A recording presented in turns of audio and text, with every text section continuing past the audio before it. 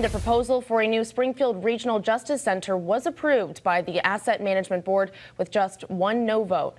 Western Mass News reporter Taylor Smith joins us live in studio with more. Taylor, who voted no on this?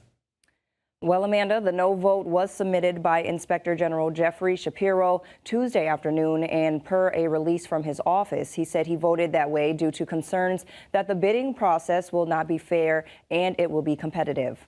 Now, the approved proposal is slated to merge Springfield's current court operations from two buildings into one. Now, the project would require the Commonwealth to request proposals for a long-term lease to either build a new facility or renovate one of the existing buildings.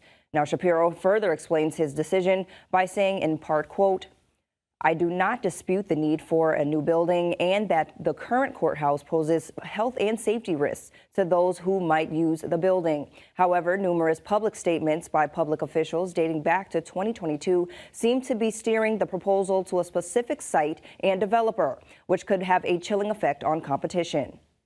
And in the meantime, employees that are still working inside the Roderick Ireland Courthouse still face extensive medical risks due to toxic mold found in the building, which has been linked to dozens of cancer cases and 5 ALS deaths. And as of right now, the potential start date for construction wouldn't begin until 2026. Reporting live in the studio this morning, Taylor Smith, Western Mass News.